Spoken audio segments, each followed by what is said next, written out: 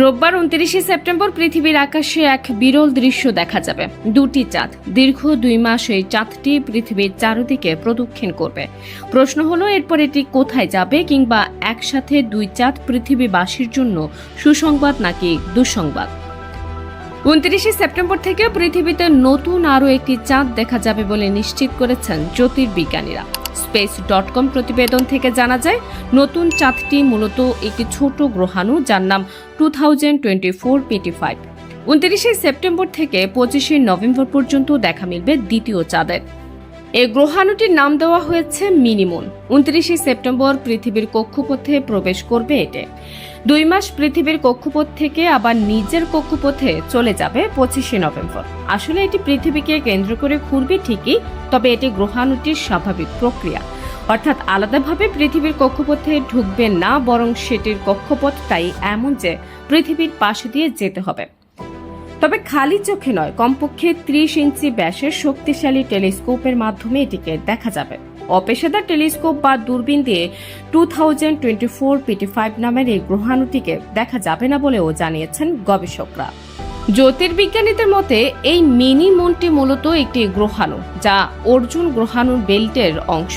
Arjun গ্রহাণু belt পৃথিবী থেকে প্রায় 9,30,00,000 মাইল দূরে অবস্থিত।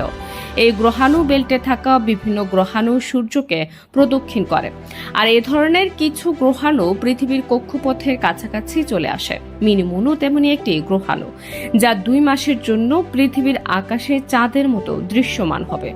জ্যোতির্বিজ্ঞানী কার্লোস মার্কোস এই ঘটনা সম্পর্কে বলেন, গ্রহাণুটি পৃথিবীর কাছাকাছি আসতে পারে প্রায় 28,00,000 মাইল দূরত্বে। এই দূরত্বে এসে পৃথিবীর মধ্যাকর্ষণ শক্তির প্রভাবে গ্রহাণুটির অস্থায়ীভাবে পৃথিবীর একটি দ্বিতীয় চাঁদে পরিণত হতে পারে। তবে এটি পৃথিবীর চারপাশে সম্পূর্ণ একটি কক্ষপথ অনুসরণ করবে না, বরং জানালার উঁকি দেওয়ার মতো করে এটি চলে যাবে। গ্রহাণুটি অল্প কিছু সময়ের জন্য পৃথিবীর আকর্ষণে আবদ্ধ হয়ে পৃথিবীকে প্রদক্ষিণ করবে এবং তারপর পুনরায় নিজের কক্ষপথে ফিরে যাবে। মিনিমুনের এই ঘটনা জ্যোতির্বিজ্ঞানীদের কাছে একটি বিশেষ আকর্ষণ। বিজ্ঞানীরা একে মিনিমুন ইভেন্ট হিসেবে অভিহিত করেছেন।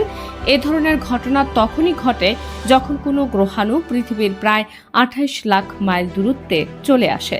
এই অবস্থায় পৃথিবীর মধ্যাকর্ষণ শক্তির প্রভাবে বস্তুটি অস্থায়ীভাবে পৃথিবীর আকর্ষণে আটকে যায় এবং পৃথিবীকে প্রদক্ষিণ করে।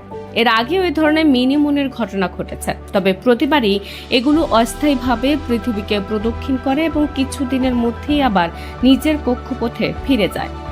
2006 সালে 2006 RH120 নামে একটি গ্রহাণু প্রায় 9 মাস ধরে পৃথিবীকে প্রদক্ষিণ করেছিল। আবার 2020 সালে 2020 CD3 নামের আরেকটি গ্রহাণু পৃথিবীকে 3 বছর ধরে প্রদক্ষিণ করে। তবে এগুলো আকারে ছোট এবং পৃথিবীর জন্য কোনো বিপজ্জনক ছিল না।